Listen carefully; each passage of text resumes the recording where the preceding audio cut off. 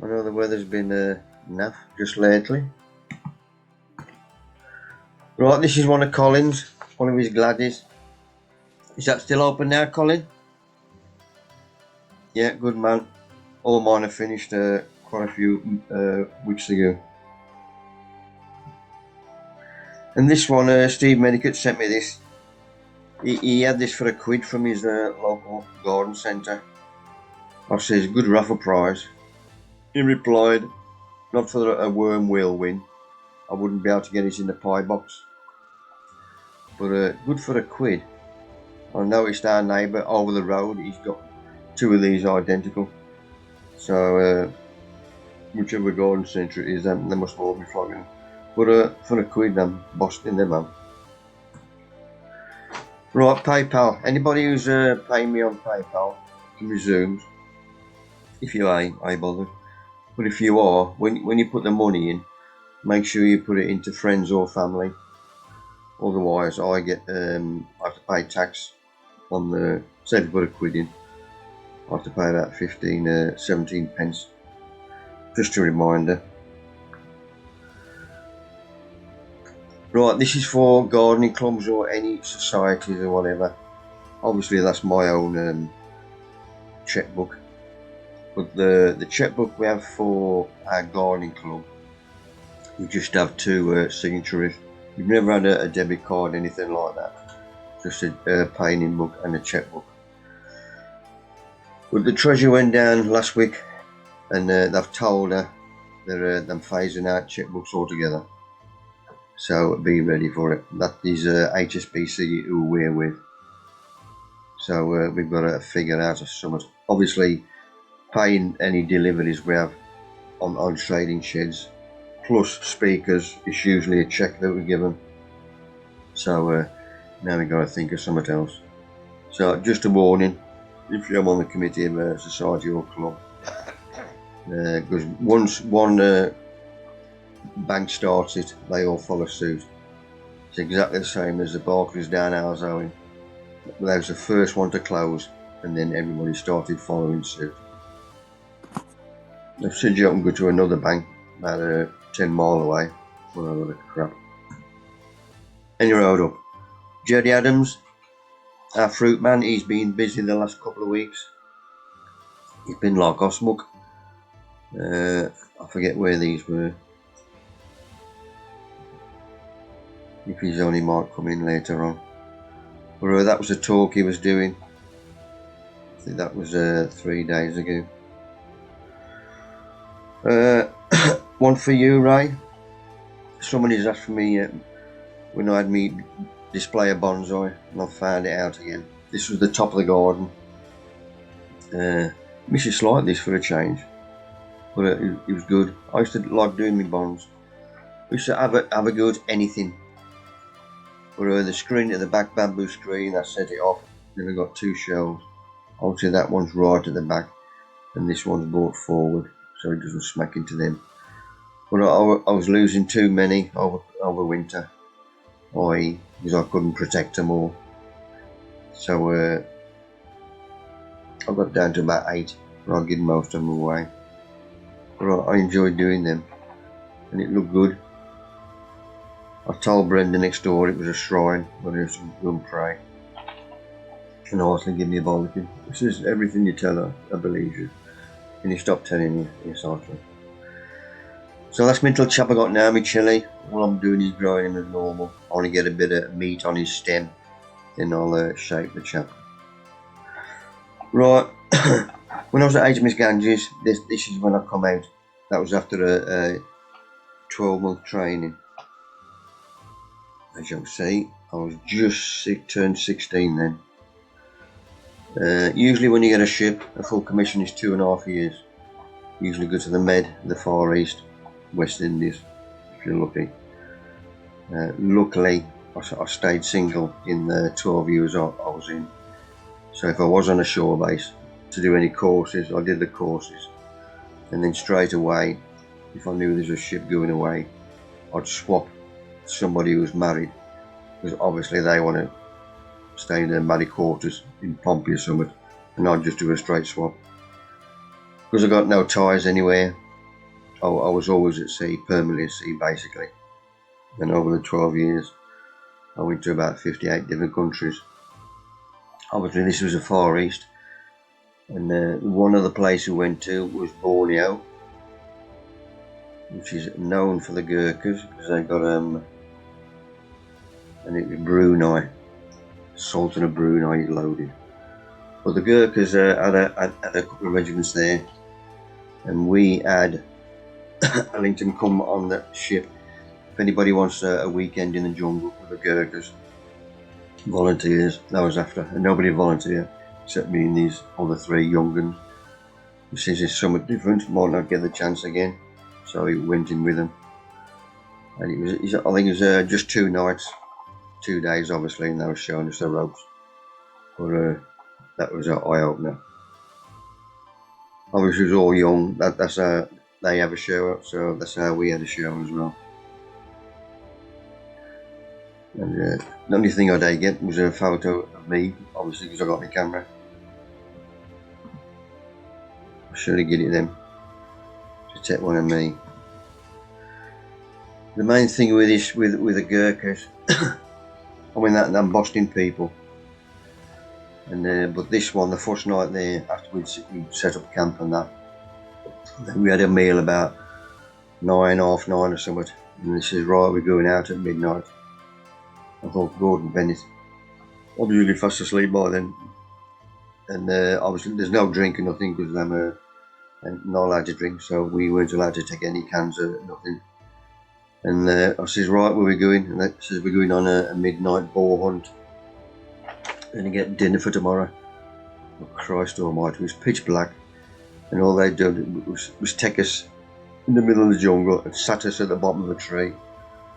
And says, right, sit there and don't move. I'll bloody crap myself. I mean, you couldn't see a fart anyway. And any twig snapping, I don't know, is a Gurkha or a bloody wild boar.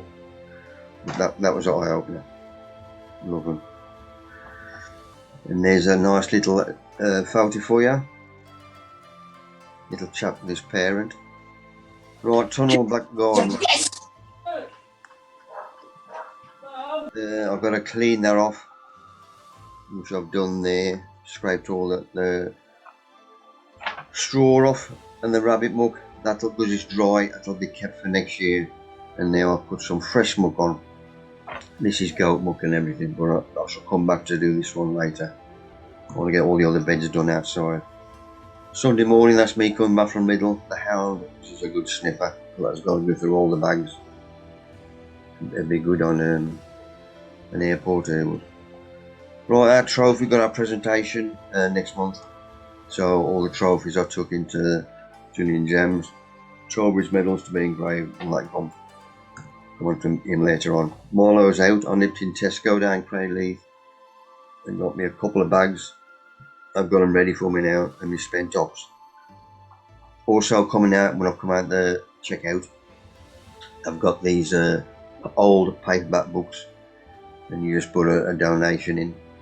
And I saw these two, I thought, them look darker than the others. So I had a perfect. So I bunged £1 in for them. 2 nice thick ones, so them will do me.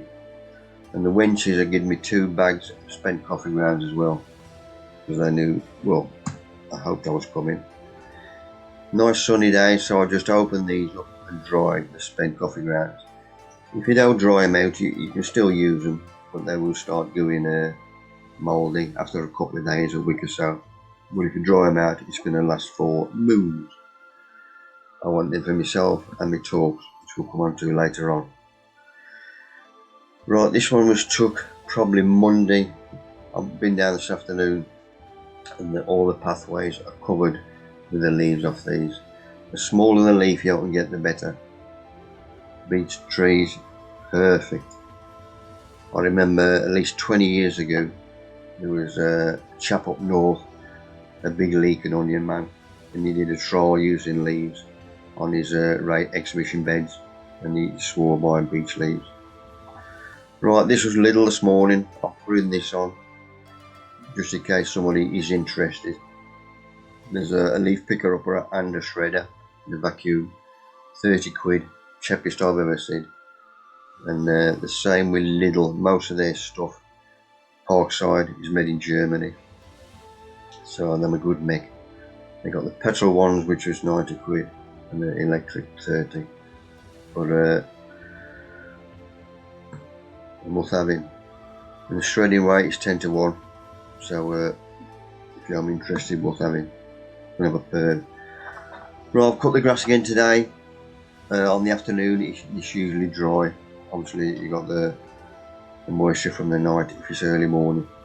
But last couple of weeks, if it needs cutting, then I'll cut it. Right, I've got to sort these lot out. As Nigel, our Gladio line, man said it's too dark down the bottoms here, so I've got to revamp. So going back on that one, these two come out and went up there. Because the wall, which is low down here, that's where the hound comes out the back door and it jumps over that. It's never jumped over this, so I can get away with having that there. So I moved all these up, and I thought there's that bit there, I can use that. So what I'm going to do is turn that one lengthways and then move these lot up again. So I've got them all out of the way, and there's a row of, well, there's a wall there, the original wall, which is a boundary wall. Obviously that's sticking up, so I can't butt that over there. So I thought I'm going to get them bricks out. So I got them out.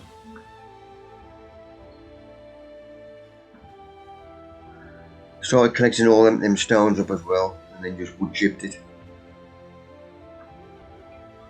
That's better. But now I've had to put my brain into gear again since I've said them. And if I take that wood chip out again and then just fill that so it's flush with this edge with cement, just cement it, then I can go over another 2 inches that road. I mean, this is wide enough, but we'll see what happens anyway. Right, this one has got to be moved. This is only for me raspberries, so he's coming down here, then another bed's coming up here for me Gladys. So just down this end will be all my fruit trees.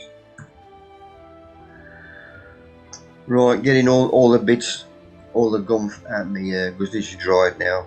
Spent coffee grounds.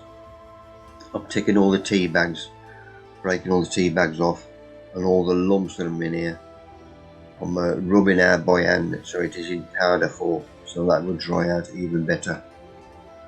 And these gloves, when our Litton had his hair cut, he was up here, probably Christmas I think, and it's when there's nothing open, and he's got a mobile hairdresser. This wench come round, and I used to wear these gloves, and that was perfect in the sense that when I cut his hair and I threw it through the gloves in the bin, I went and had a look at them, and they're much stronger than normal gloves, which I'll buy cheap at any hardware place. And I'm super nice and strong. You know, I can wear them time and time again. Can't get them on eBay. And I've had them moved. So rubbing out, that's 2 full bags done, and I've filled half a bag, an old fertiliser bag, so I've got a good dollop out of that. There's all the crap which I'll do in the bin, obviously. Chains here, these are going to go out soon. Alright, Gladys, Nigel mentioned last week, Nigel Co. Take the stems off to the end as well. So this is what I'm going to do. These are the velvet, what I call velvet, to take the proper name. But I've got your combs ready, Steve. Love them, beautiful. If that was ready on the show day looking like that, then I'd bung it in. But it's the same as everything else, in it, timing, nature's against you and everything else. But that's why I call them velvet. You get the sun on them. Beautiful. Nice. Right, but these stems or stalks, they just snap straight off. They pull out. And there's the babbies underneath. Now and then you get a nice big one. I mean, there's one twice the size of them, and he's twice the size of me. but I'll say most of them will give you babies. So if you do get a good one, just take the babies off. There's two places that we know have folded to get your calves from. Right, the base on the bottom, once it is dry off, don't forget these have been drying off for a few weeks in the garage, in mushroom trays. That base will just come off clean as a whistle. That's obviously telling you it's completely dry and it comes off in one. Not all of them come off in one. Obviously if there's some larger or you got them up later on. But there's all my babies I'm taking off. And obviously that's a bird's eye view. Roland, yes mate. Roland, did you put your hand up? He'll come in if he does. So that's looking on top on them. I also turn them over. As you can see, most of these, majority of these, are nice and clean cut underneath. So just that 1, 2, 3. That didn't completely dry off altogether, meaning it hasn't come off in one. So I'm giving another week or so. And if they don't come off then, obviously he don't look very well because he's a bit dark around the edges. So he'll probably get binned anyway. But I'll give him another week or so, just in case he does come off nice and clean. And then I'll take one skin off. And if it does look like that, then I'll keep him. If he doesn't, then I'll bin him. I'm going to have enough decent ones. I don't need half and half ones. So them are ready to go back in the garage. Obviously the paper that was underneath was only under there to catch these cormorants if any had dropped off. But the paper's out of the way now, meaning I've got more air movement underneath and from the sides. So there's my babies, which I'm keeping. Because you've also got bits of soil on these as well, I'm putting them through the sieve. And then just shaking them and knocking all the soil off. As you can see, there's lumps of soil there. But when that does dry off and you get a good whirl around, the soil comes away. But I shall do that probably next week, which is supposedly rain all bloody week. So once I caught nothing outside or the garden or in the garage, then I said I've got all these ready to sort out inside the house. And that was one comb I got up. You couldn't see the comb. There's that many babies on him, cormorants, and he was a good one as well. So I've got all my trays out of the garage. Them two I've done, and I knew it was going to be a nice day, so I knew I was going to get away with it weather-wise. There was no wind whatsoever, just a bit of slight sun. But obviously starting from there and working my way down, I've also got in there my shallots. That one started spurting, meaning it's a bit early, so if he's spurting, then he's trying to throw seed because he knows he's going to die. And when I picked him up, he was nice and squashy, meaning he was dying. So he trying to throw a seed in. So I threw him in the bin. You can throw one in there. And this was the other tray with the pickling shallots, and there's another one. He went in the bin, and there's another one there as well. So always save more than what you need for, well, this is one of the reasons. But usually they last in the garage. The same with the gladicorn. I get away with it every year. Just keep the frost off them. Of Singular Beauty, love these. Saving all these as well. But with these, because it was I started off last year with the corms, i.e. these, they're not very large, and there's no little chaps on these because it was their first year. So that would probably be them from last year. Them be 2 years, so them should be okay for this year. But all these I shall go through during the week and get all the bits of rubbish out from them, sort them out, see how many I got, and whatever spares I've got, I'll advertise them next week. So if anybody wants any. There's another one nicked off the internet. Nice little chap. Nature is great, eh? Oh, the wheel. Right, troops. Don't forget, if you live local, you can have a wormcast, spent mushroom compost, whatever. If you don't, you can only have the small Jacko, or is it Lizzie? Oh yes, Lizzie.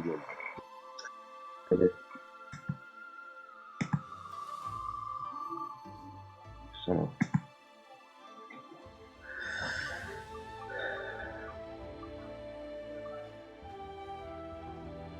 Well done, Richard. good man, Richard.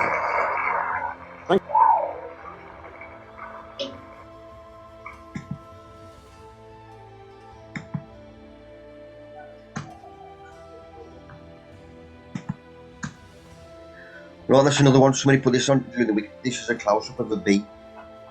Look at that, superb. I'll be getting in closer. That's even better, isn't it? Beautiful. Love it. Right, HMS Tartar. This was my last ship. This is a tribal class frigate. Other ships in the same class were Zulu, Eskimo, Gurkha, Ashanti, Nubian and Mohawk. This was my last and best ship. This was out in the North Atlantic Ocean. There's us. There's the Windies. There's the States. That little island there, Bermuda. Now posh here, a bit too posh for Matlows. Right, that is the size of it, not very big at all. And there is the naval dockyard. That's where they used to throw us, because they didn't want us disturbing the rich in Hamilton, the capital itself. This place is called Island Island. The first island is as in Northern Ireland, the spelling, and then island as in land. They put the dockyard there so they knew Matlows, because they like the beer when they land. Obviously they've been to sea for a few weeks, so they might have a good sesh, because you're only allowed 3 cans of beer a night when you're supposedly when you're at sea.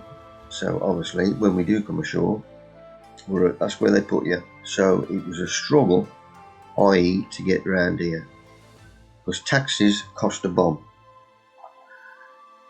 We'll come into that in a bit. Right, every ship has a crest. That's the Tartar, because them tribes, that is the Tartar tribe. That's from Eastern Europe. The Tartars are still going, same as Eskimo, Gurkha and Ashanti and whatever. The Tartars are from Eastern Europe and they're still going now, but they're known as Tata, T-A-T-A, and that's them who own the steel. Right, this is where we're berthed up. I've nicked these photos because obviously going to places you don't take photos of stuff like this, which for later on would be good. So I've asked people for this. That's why they're a bit blurred and whatever. So there's the jetty. We'd be berthed up there. All these buildings, obviously the main gate to get out is down there, but all these buildings got ships' crests on.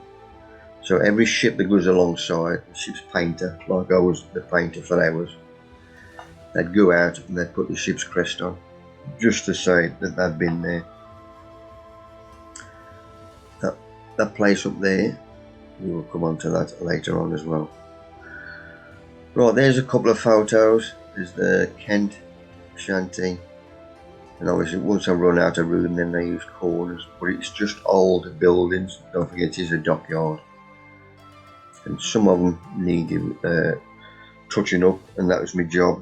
Like him, if he's one of the worst ones there, I'd have to go out and do it up, which was good for me.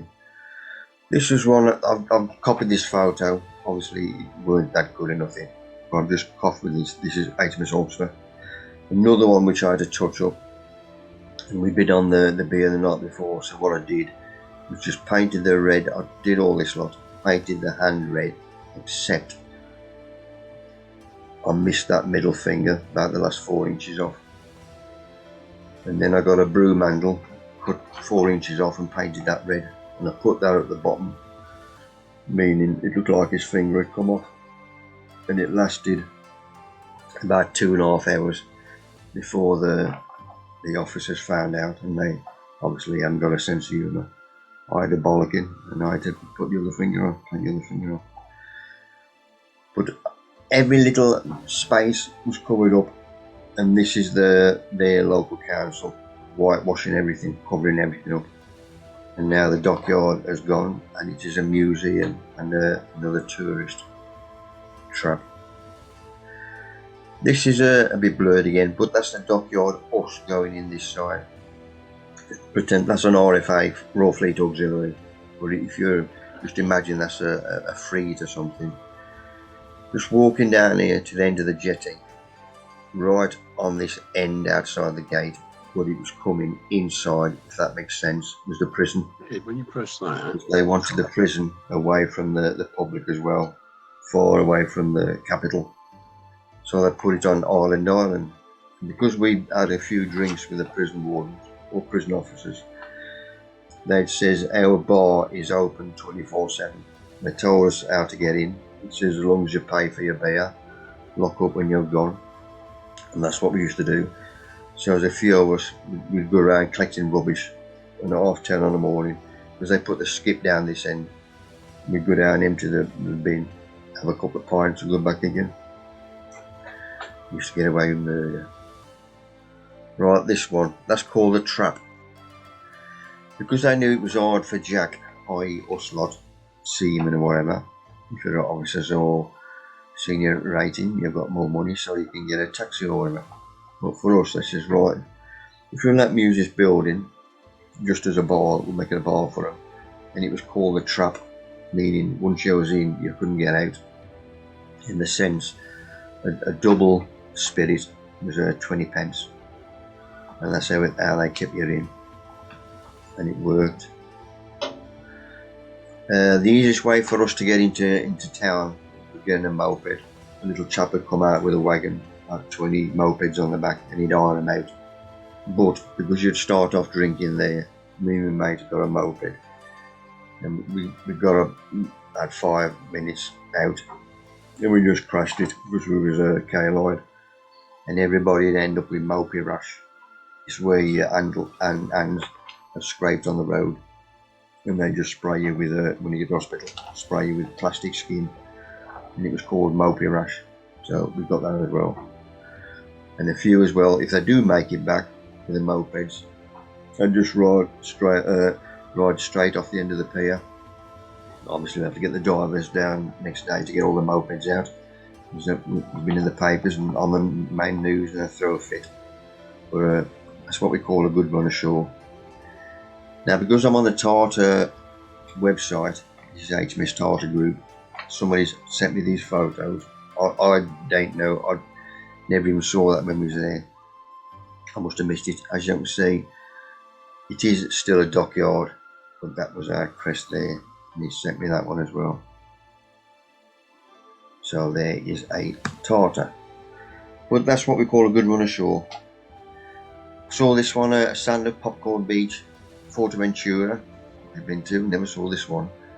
On this beach is just blunt corals and volcanic rocks. But I was going to say, it's not very popular, because you wouldn't be able to walk on there without flip-flops. Well, unless you've got hard feet. But that'd be alright, borrowing some of that and then crushing it when you get home, if you're a gardener. Right, back garden, something else I've done, I put the other 3 up, or the 3 baskets. So I've got me 6 strawberries coming later on. I think it's October then, due. So they'll have 1 each in there. So I've got a gap. So whatever's in there, which will be my Gladys. Perfect. So that one which I had my Gladys in last year, which was up here, that is now sunk. I've got to top him up. Don't forget that was filled up this time last year. So basically I've just got his top dressing, but he's got to have a good top dressing, as you can see there. He dropped about 2.5 inches. Exactly the same as these. These have dropped 1 inch through filling them. Obviously, the weight of the rain coming, it just compresses them down a bit. So filling them up, I've got my compost. Then there's a goat muck, which is dried and shredded.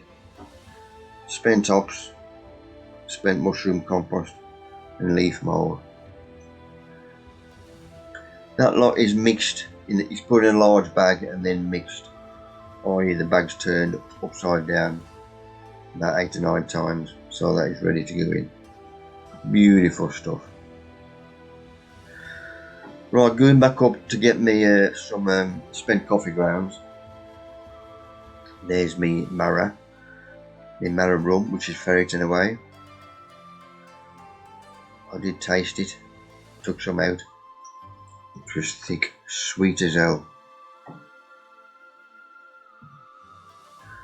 Right, so my extra ingredients.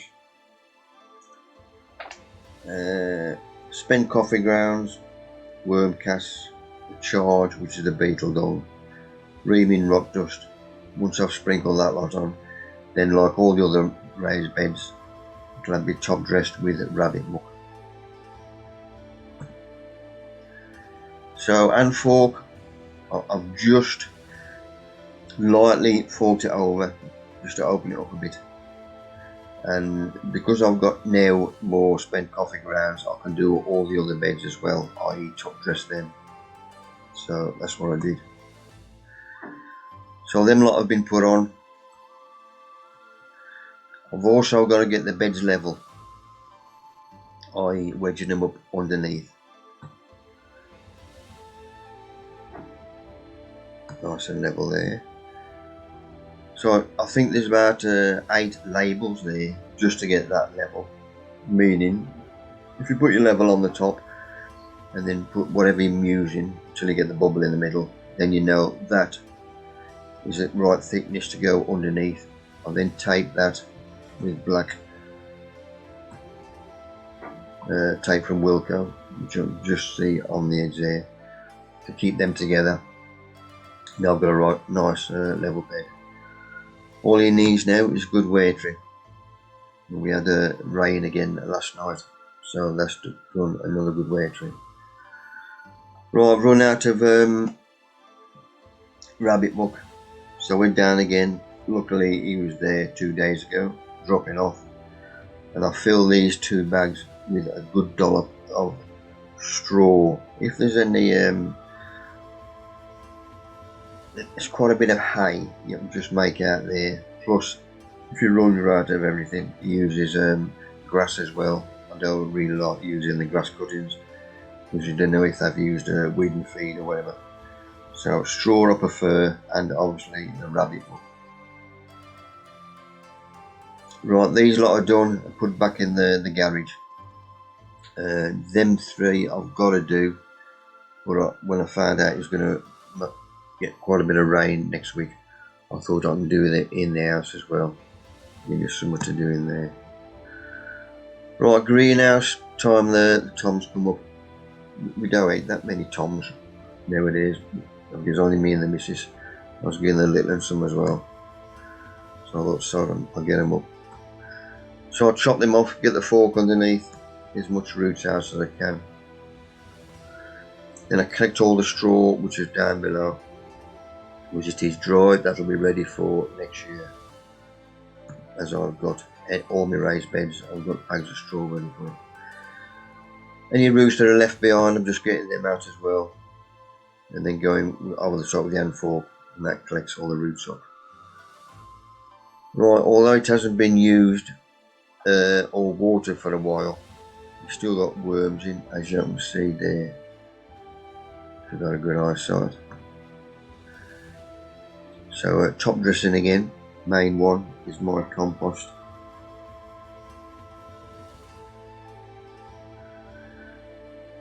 Normal charge, spent coffee grounds, and the last one, which is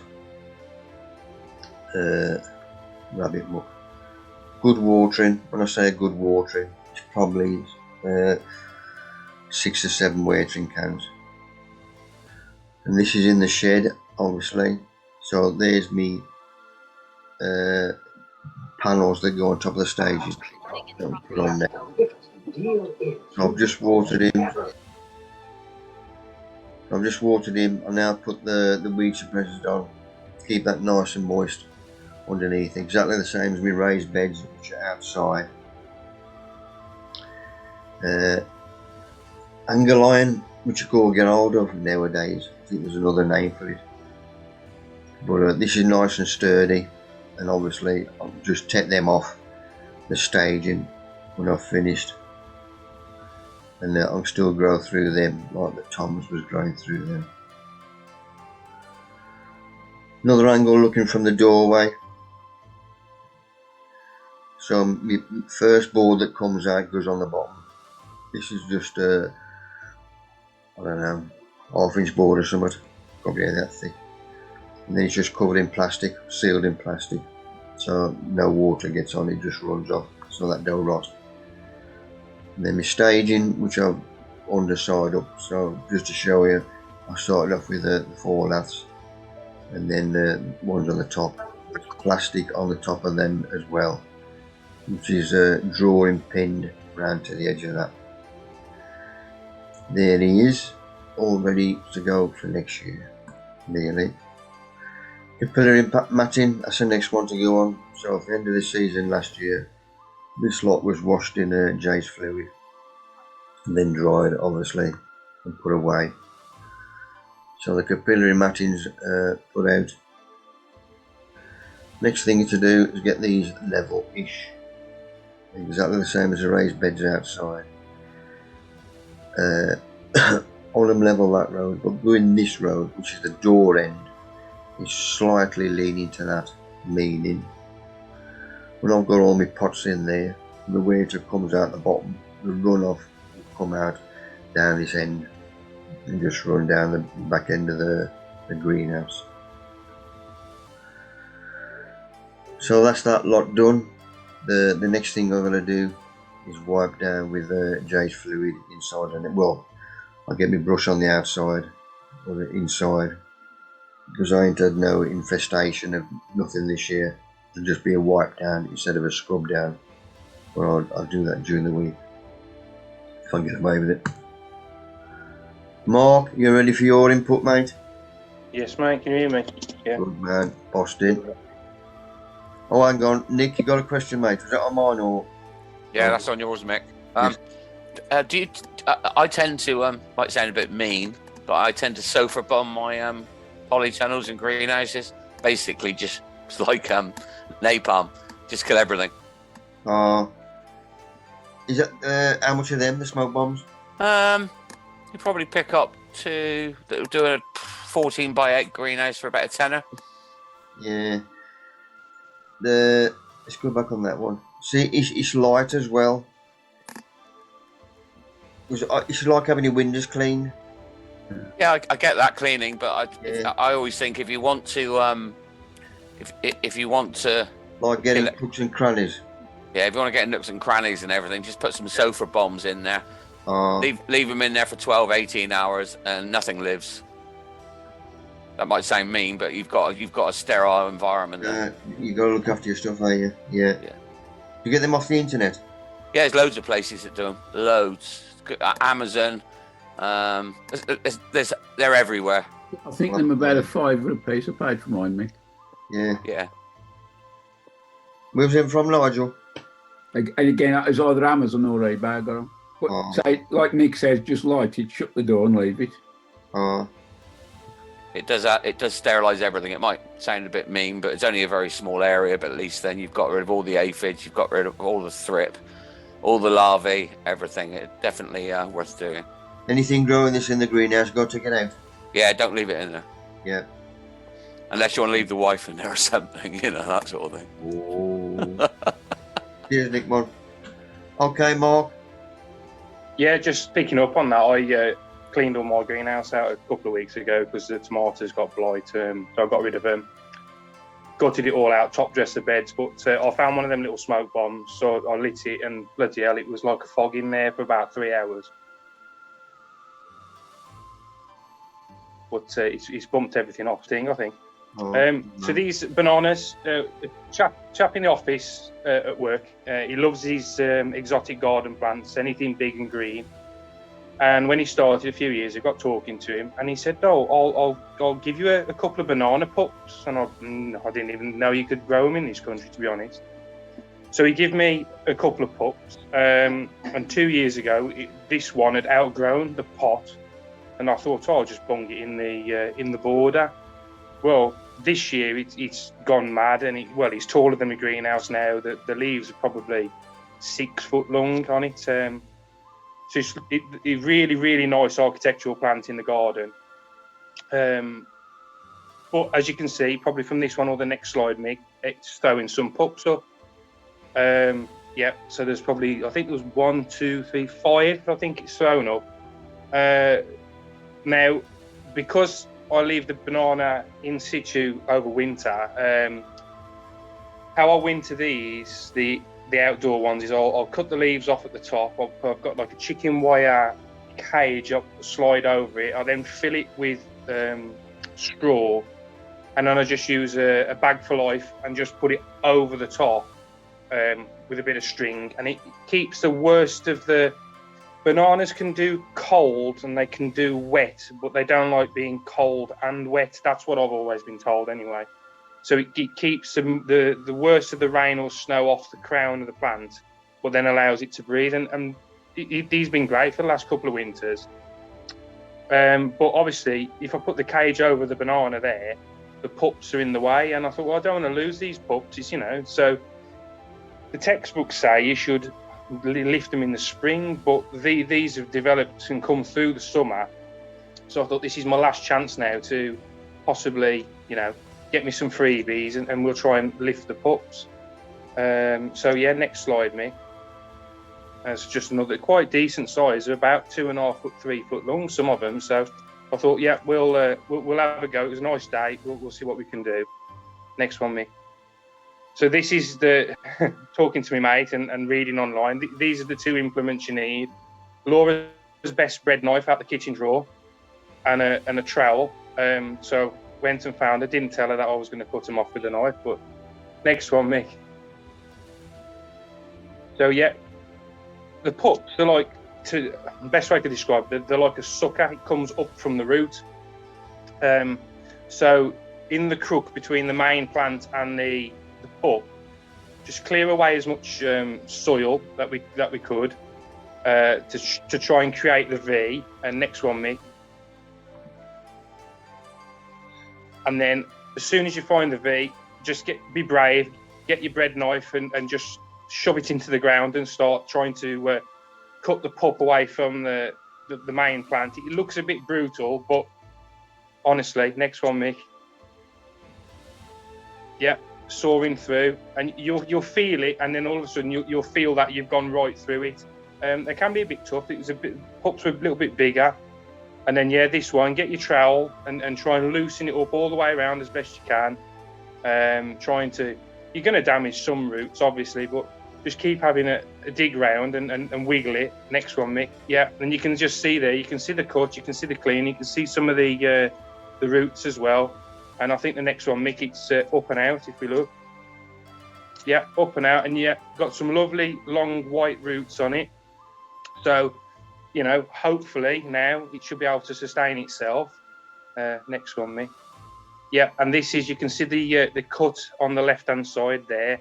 So it's got a lovely clean cut, plus plenty roots on the plant. So I'll go to my next phase now, is find a pot, not a massive pot, because really I just want him to start to establish some roots through the winter, and then hope to pot them up or plant out in the spring. So I've got a decent sized pot that I could find.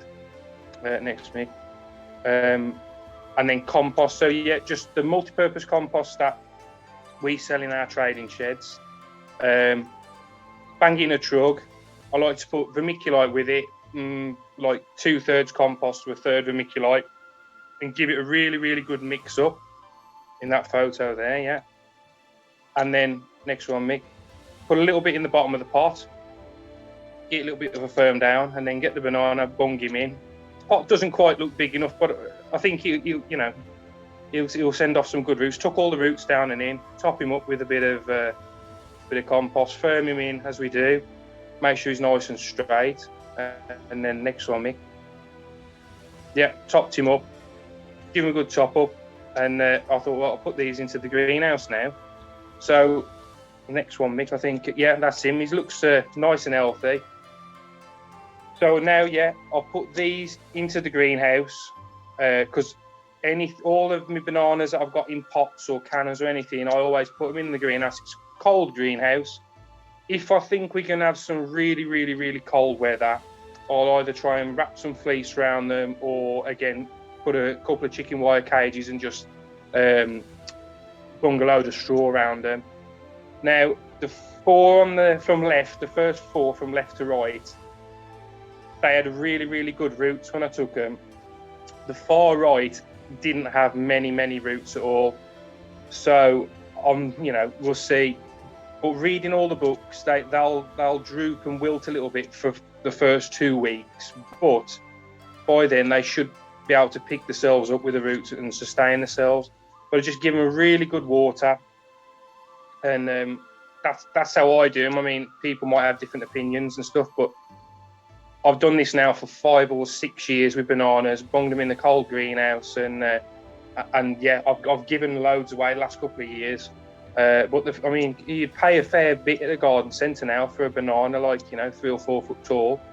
So the plan next year is more borders in the garden and put the bananas and plant them out, because they do that.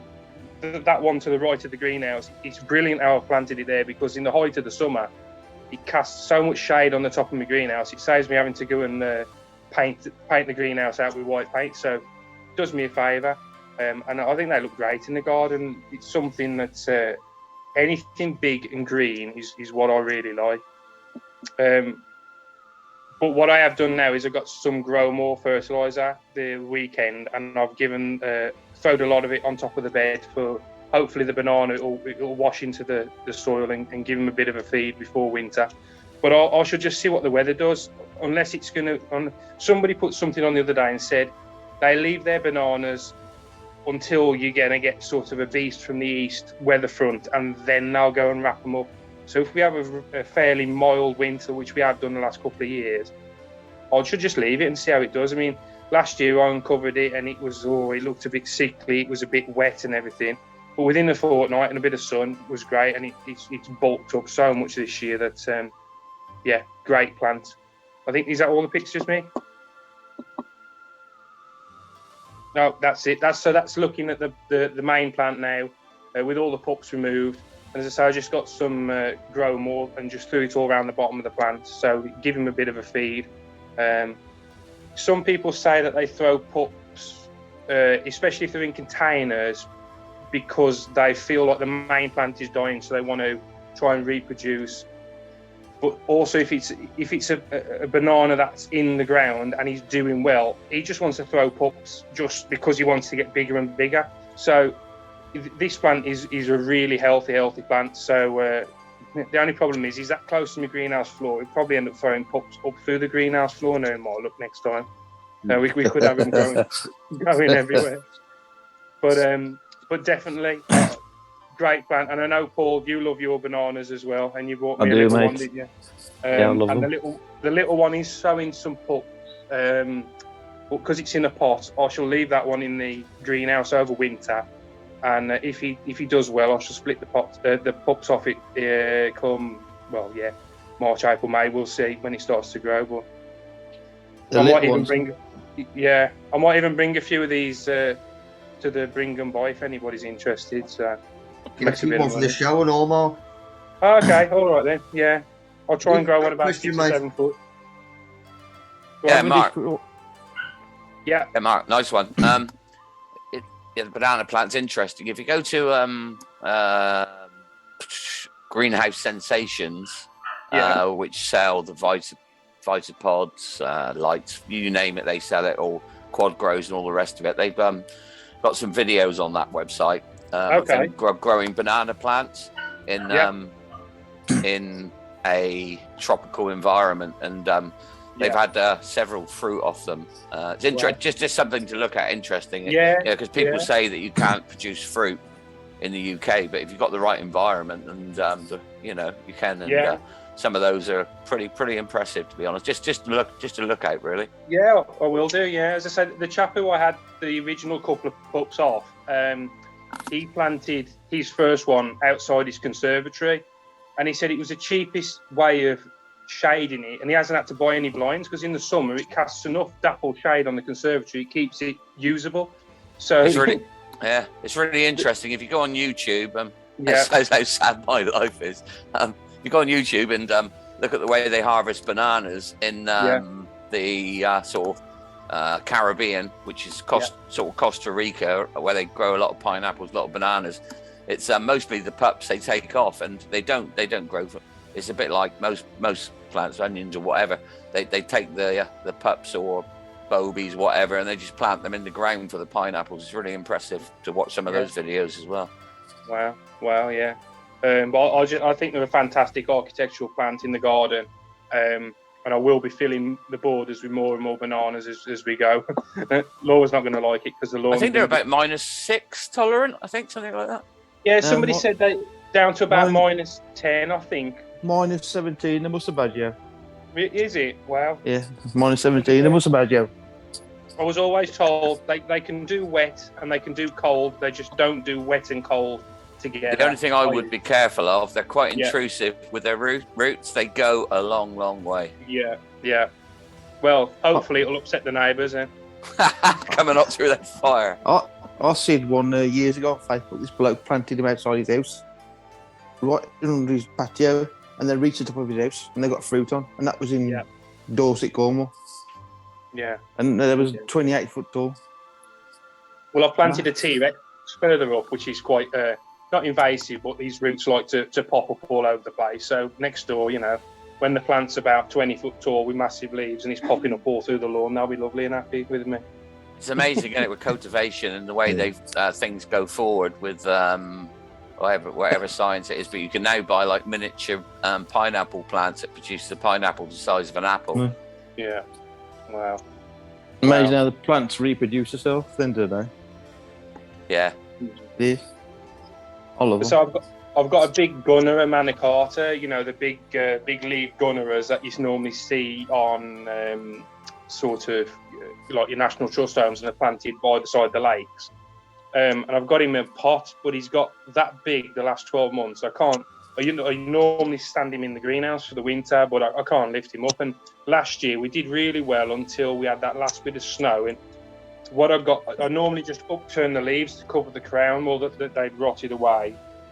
And so I thought I'd lost it, but he's popped back this year. But I'm tempted to plant him in the top corner of the garden, but that might be regret.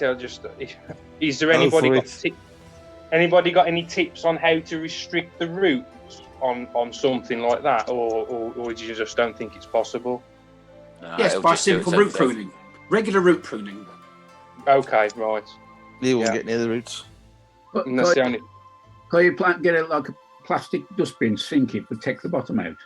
You wouldn't want to for something like that too much. You do need to get them down a bit. I would just go regular root pruning. That's what they do at Kew and other places.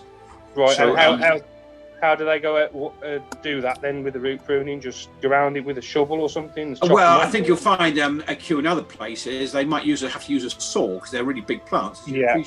But not give the roots a good run, because they need the roots to support themselves to the big plants. They're not just there to feed. But you figure out about a metre, then you just use a spade in your case, I would have thought. Worth trying on one plant and experimenting to see how it works before you kill them all off. That's what I've done and what I think would work. Great. Well, that's a good handy tip. So I feel a bit more confident now about planting it and it not taking over. So that sounds good. Yeah, that's important. We're going to plant it anyway. So. Yeah, it's going to be planted one way or the other. So give it a go. No, it'll hide the top of the garden, won't it? It'll hide the shed when it gets big enough. What garden? You'll have no garden. Have you tried the Canna Musa? No. I've got a few of them here, and they're between 2.5 and 3 meters tall. Yeah. With the banana-like leaves on. But the canners. A canna musa. Okay, yeah. The canna musa. Yeah. I'll have a look out for that because we bought 2 canners a couple of years ago, and I think they're called. It might be Carnival or Bright Lights or something. Beautiful plants, but I was unsure on how you wintered them. Put them in the greenhouse. Put them in the greenhouse, but I wasn't sure whether you lifted the corms and dried them or left them in compost. But I've been told you leave them in compost. Apparently, I don't know whether that's right, but I've lost one but kept one, and it's been beautiful this year. It's come through. It's massive. It's lovely. But anything like that with leaves and colour, I really like. So I've wrote that down. So I'm going to have a look for that now. The leaves are not particularly stunning. They're just green. Yeah. But the plant's massive. Right. Okay. 2.5 to 3 meters. Wow. I think moose is the Latin name for the banana. Yeah, Musa Basju. Well, Musa is banana, isn't it? So. Get yourself the red one next year, Mark. The red banana. Red bananas are lovely. My mate's got some, but I got one. He says you have to grow them in pots because you have to really look after those in the winter to keep them apparently. You do. I'm going to bring. Mrs. said I can bring mine in the house over winter. The red one. Well, he does because he lives alone. He puts it in the living room all winter. So put some lights on it for Christmas. Yeah, better than a Christmas. Will you throw it out then? I want to throw it out. No one. It's going to go up the corner in the front room. It's only a little in, but by the time it goes out next summer, probably touching the ceiling. Ideally, when you look at my garden in the next couple of years, you won't see the fence because it's just going to be all big green architectural plants. That's what you need. And I'm buying some elephant ears corns. Yeah. I'll split them between us and they grow even bigger. Yeah. We have to dig them up. What's them? Is it not equinox? They're like grow a big, tall, pointed flower, and they can be like from a foot to like 14, 20 foot tall. What are they called? Echinacea. Yeah, that's what I'm after as well. Some echinaceas next year. The big, like a big pointy thing. It looks like a giant gonk hat, doesn't it? Yeah. Yeah. I see them. They go on some of the tropical sites I'm on. But sometimes if you get a bad wind, it snaps them. Mark, have a look for some gunner. Yeah, I've got a gunner. That's what we've just done about that. That's the one I'm going to plant in the top of the garden, hopefully. Gunner. I've got a gunner and Manicarta. I'll get some elephant ears. Yeah. Bulbs. And I'll have a go at them next year. So I've got the Tetrapanics as well, which is the big T-Rex, which you've got as well, Paul, isn't it? Yeah. And also, I've got a room as well on the opposite side, which grows big. Which is ornamental rhubarb, I think that is it. It's got massive leaves on, but it flowered. Not this year, it flowered last year. And no, the flower had got to be 10, 11 foot tall. I got a picture of Laura looking up at it. It's huge. It was a beautiful, beautiful flower. Join the Tanner Spectre Facebook site. I need to join that, don't I? And this one bloke was worried about he'd have the winter, and he said just leave it then. Fully hardy. Root hardy, yeah. Which yeah, last year the leaves fell off, but the stem, mine did. Yeah. Stem's got bigger this year. Just remember, guys, there's a law that says you can't grow anything over 6'6". Oh, whatever. Whatever. Your neighbour. Did you get on with apple trees then? So, that's it. We've got to be established before 2005. Oh, really? I did. That's a new one. I didn't realise that. Wow. How do you get cannabis plants in it or then? I've got some about 6 foot tall. I've got a question completely off subject. Yeah. Right, I grew a load of lemongrass this year and ginger. Ginger's fine, it's behind me, so it doesn't matter. The lemongrass is probably about 2 foot tall. I grew 6. Tall. Yeah, probably about 2 foot tall, I expect. Now I've read cut them back, don't cut them back, overwinter them, or what do people do? Never grown it. Never grown it.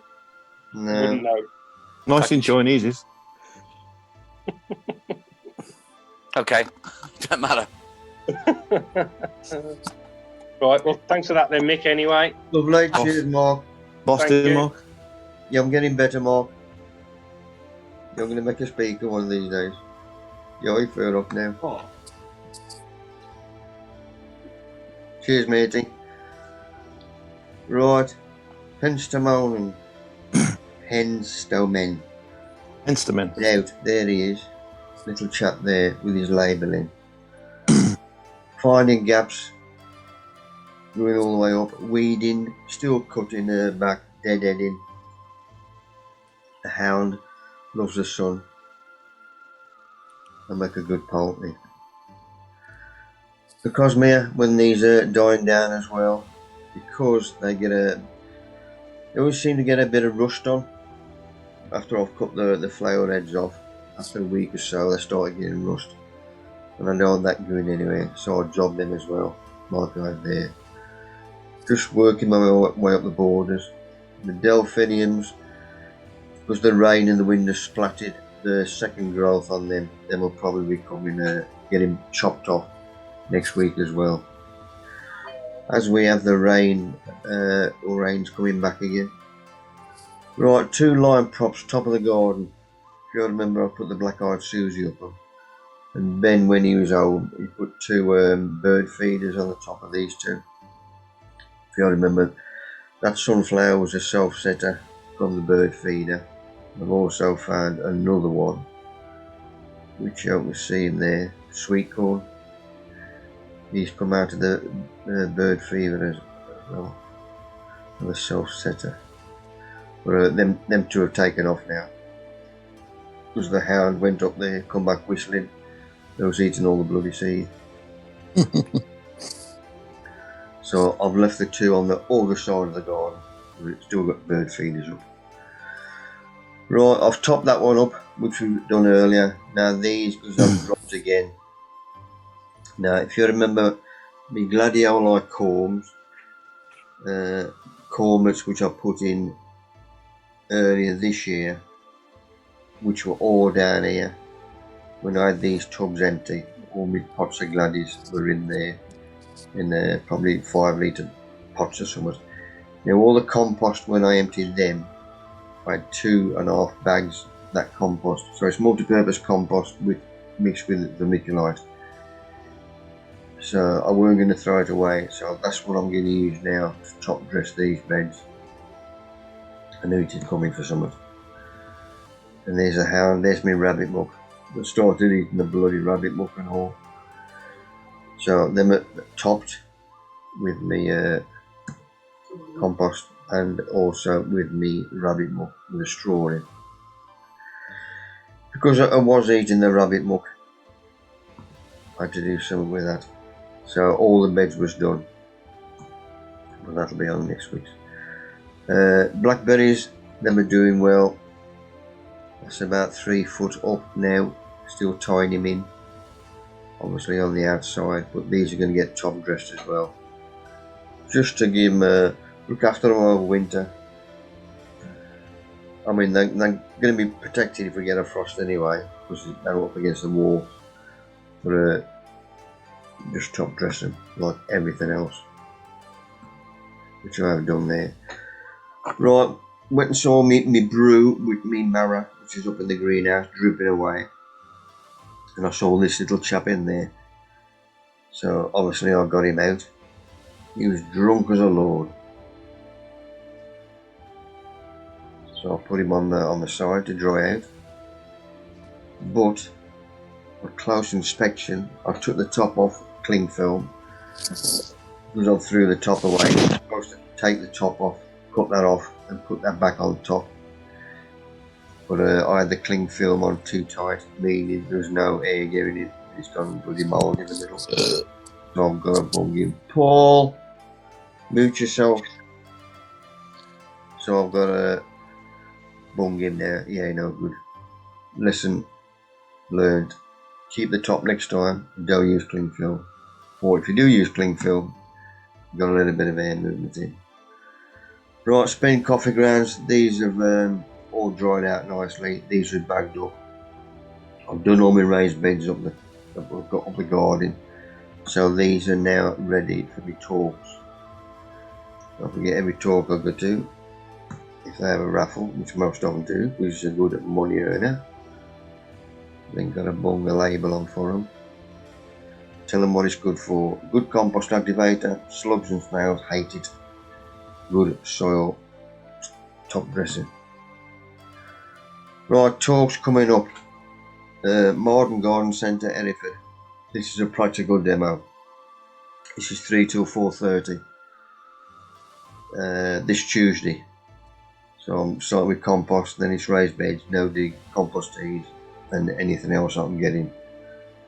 Which an hour and a half should be good. I don't know how much they got for Q&A, but I'll just tend to spat up if they got a question. Because there's always somebody who can't wait till the end or forget what there was.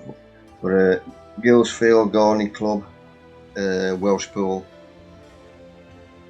that's later on. I put the bloody date on it, won't I think that's 2 weeks' time. But that one, Andy Wright, that should be good for you. Might be near enough for you.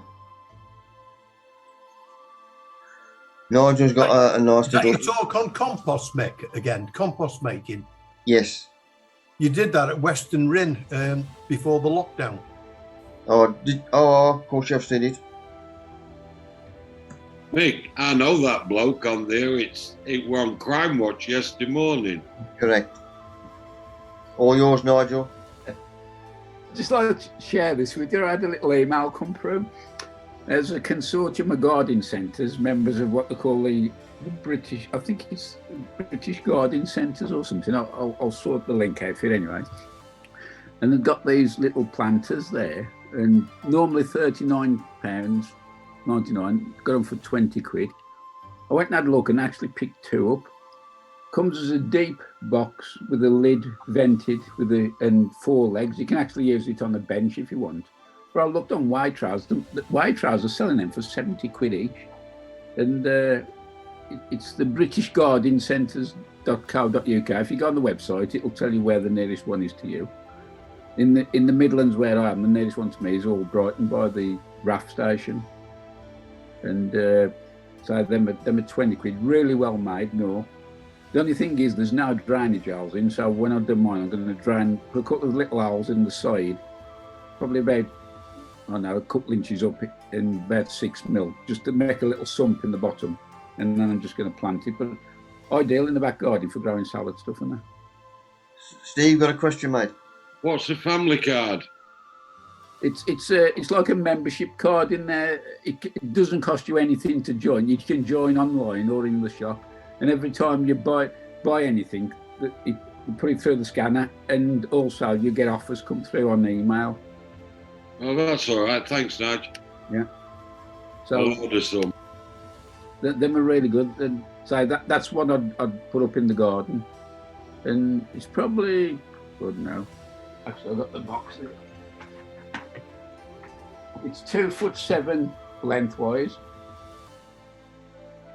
1'3" deep, and it's 2'10" to the top of the propagator lid.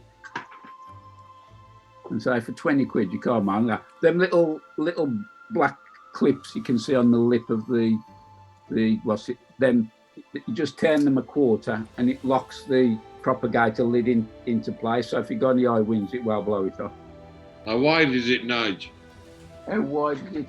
It is 1'3" deep. Oh, lovely. 1'3" deep, 2'7" long. Thank you. And it's 2'10", from the floor to the base of the what's it. Lovely, thank you. So I picked two up. I think there was about 20 odd in there when I went Saturday morning. So there they are in Waitrose and 70 quid on there. Look. Robinson's. Just had a look at the nearest one to us, Nige, and it's about 3 mile away up at Newton Regis. So then ideal for just popping a few lettuce, radish, and spring onions, and they're in the back garden. I should pop up there tomorrow and have a look at it. Yeah. You get an extra 10% off, you know, Colin, if you're an Amazon member. Well, he's only got to tell him he's Amazon driver. He's straight in, isn't he? Can you hear me? In fact, if you go up in... Yes, Colin. If you go in your van, Amazon van, they might give you one. Yeah. We'll see. I'll pop up Newton Regis Garden Centre. I've invested a lot of money in this this nationwide company has taken it over in the last couple of years, and they've invested enormous amounts of money in the place. So, yes, I'll pop up and have a look tomorrow. What a nose. Pick me half a dozen up, Colin.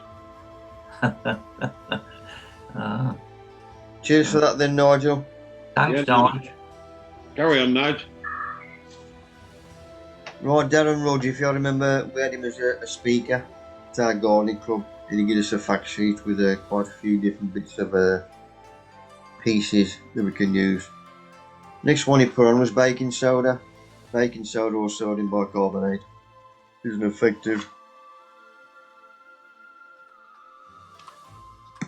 How can I get rid of that crap? I'm trying to get rid of that on the side.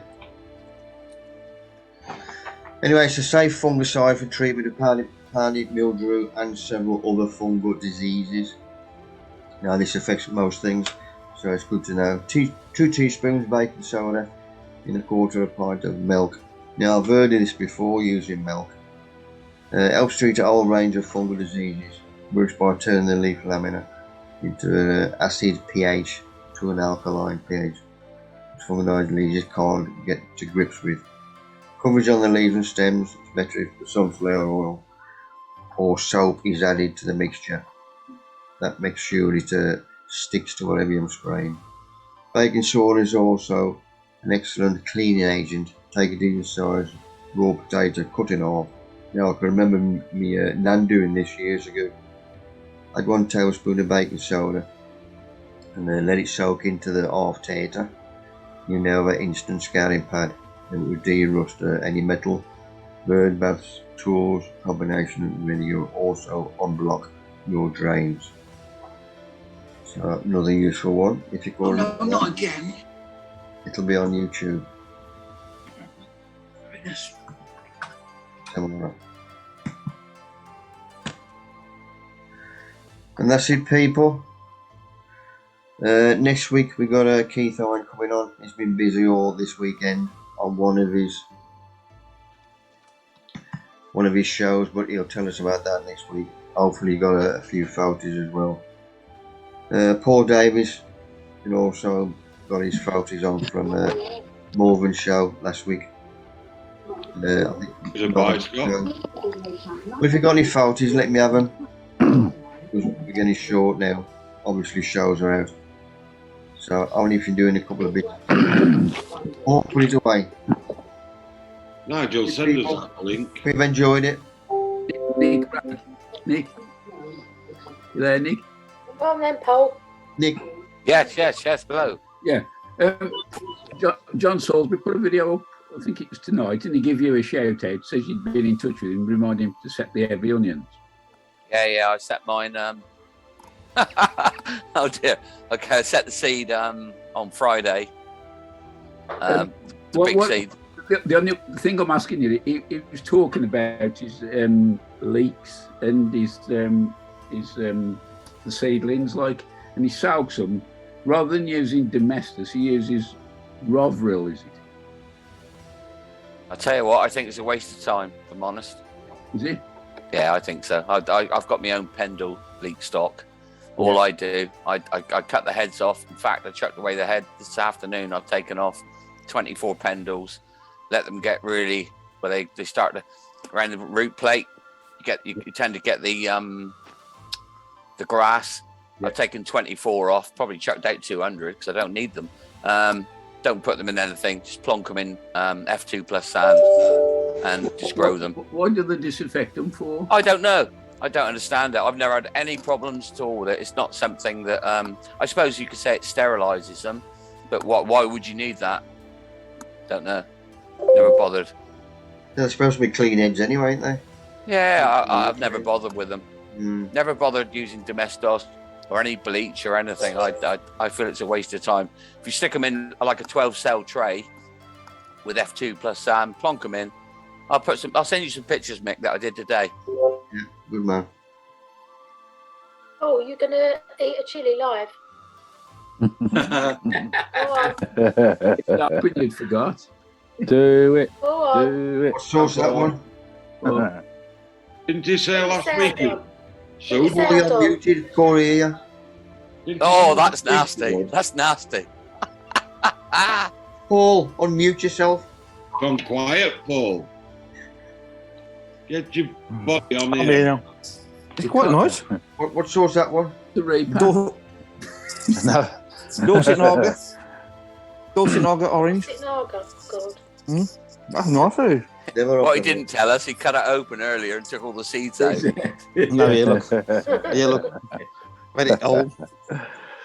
That's nice, man. Oh. It's getting warm, man. Milk. Yeah, right.